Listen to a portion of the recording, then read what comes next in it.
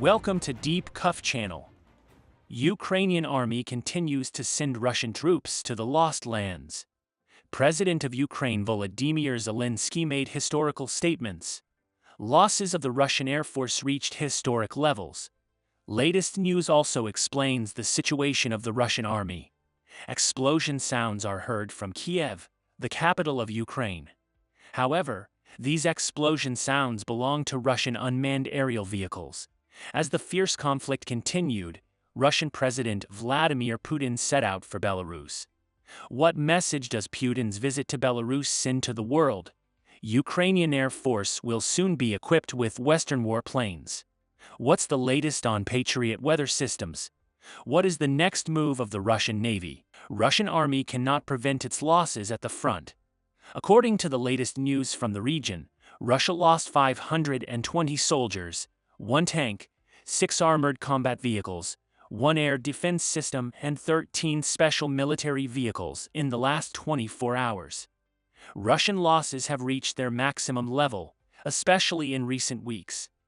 We see that Russia lost thousands of its soldiers in a few days. Meanwhile, the Russian Air Force lost its second helicopter in 3 days. RIA Novosti news agency, known for its proximity to the Kremlin, announced that a MiG helicopter crashed in the Magadan region of Russia in the morning. Russian Defense Ministry did not comment on the matter. However, some local sources state that the helicopter is likely to be shot down by Ukrainian forces. After these losses, Russia took action to carry out the largest drone attack since the beginning of the war. First news came from the capital of Ukraine, Kiev. According to the statement made by the Kiev City Military Administration, the Russian army started targeting the Ukrainian capital with a large number of UAVs in the attack that started at night. According to the first statements of the sources in the region, in the first wave of the attack, 9 unmanned aerial vehicles belonging to the Russian Air Force were destroyed. This number was later updated to 18. It is stated that Russia used a total of 23 unmanned aerial vehicles for the Kiev attack alone. It is stated that the attack in the region is currently being tried to continue. Meanwhile, the head of the Dnipropetrovsk Oblast Military Administration, Valentin Reznichenko, announced that in addition to the missile and artillery units of the Russian army, unmanned aerial vehicles also attacked the region. According to Reznichenko's statements, the Russian army carried out more than 60 attacks on the Dnipropetrovsk region using the Grad multi-barrel rocket launcher systems. Although it is stated that most of the attacks were neutralized by the Ukrainian air defense systems, we have to wait for the official statements for the final results. Minutes after the attack in Dnipropetrovsk, explosions were also heard from the Mykolaiv region. Head of Mykolaiv Oblast State Administration Vitaly Kim announced that the Russian army carried out organized attacks against Mykolaiv Oblast. Vitaly Kim said, Iran-made kamikaze drones were detected in the Russian attacks on Mykolaiv Oblast. They are hitting the area hard, he said.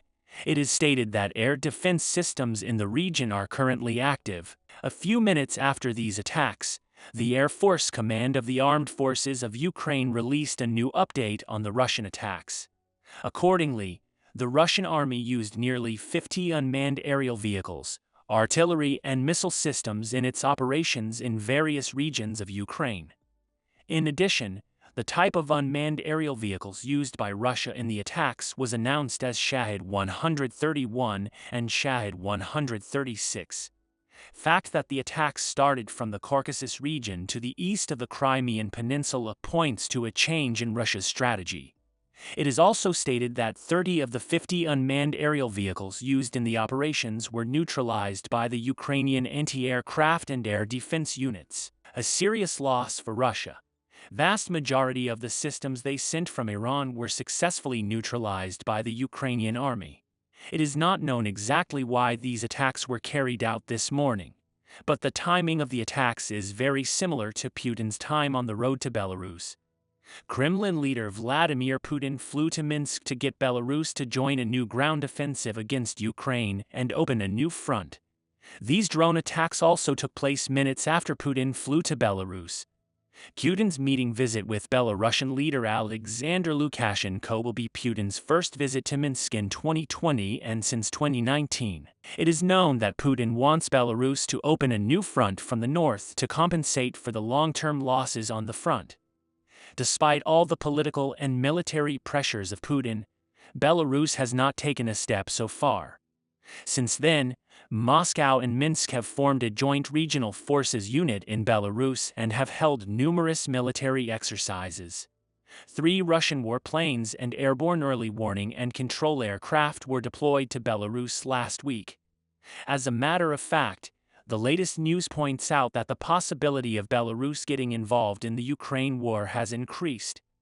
Interfax news agency, quoting the defense ministry in Moscow, said that Russian troops will hold military exercises in Belarus on the Ukrainian border.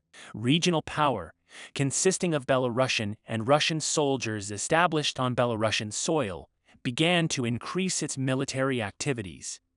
Russia hopes to turn the tide of the war by increasing the number of fronts on which the Ukrainian army is fighting. At the same time, Russia took action to increase the military capacity of the Black Sea Fleet. This indicates that Russia may soon be more involved in the war with its naval forces. But there is something he forgot. Ukraine is not alone in this war. Western countries have played an important role in turning the tide of the war by providing military and financial support to the Ukrainian army for a long time. In this context, it is stated that the biggest need of the Ukrainian army since the beginning of the war is air defense systems, tanks and warplanes. So far, there is no official development regarding the tanks. But there are historical developments regarding warplanes and unmanned aerial vehicles. U.S. defense budget, which was announced the other day, has reached a historic high, with an increase of exactly $100 billion. Of course, the biggest share in the increase of this budget belongs to the Ukrainian army. It is said that the USA will take a new step to strengthen the Ukrainian Air Force. Currently, the transfer of JDAM munitions to Ukraine is a busy agenda. In addition to their effectiveness at the front, these bombs also come to the fore with their use in F-15 and F-16 warplanes. This decision of the USA raises the possibility of delivering F-15 or F-16 warplanes to Ukraine in the future. Another factor here is Russia's next step. It would not be wrong to think that the more serious decisions Russia takes in the war, the more the US and other Western allies will respond in the same way. Meanwhile, President of Ukraine Volodymyr Zelensky made very important statements. Ukrainian President Volodymyr Zelensky said that the US personally supervised the possible transfer of Patriot air defense systems. Ukrainian president said he is in constant contact with the United States. In addition, Zelensky made statements about the latest situation on the front. Ukrainian president said that the Ukrainian armed forces continue to control Bakhmut, despite attacks by Russian forces.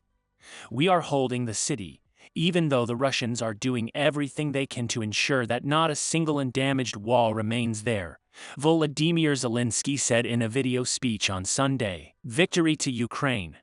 We will continue to monitor the world and especially Ukraine. We'll see what happens in the next few days. We have reached the end of another video. You can support us by liking the video. You can easily follow new videos by subscribing. I wish you all a war-free day. See you.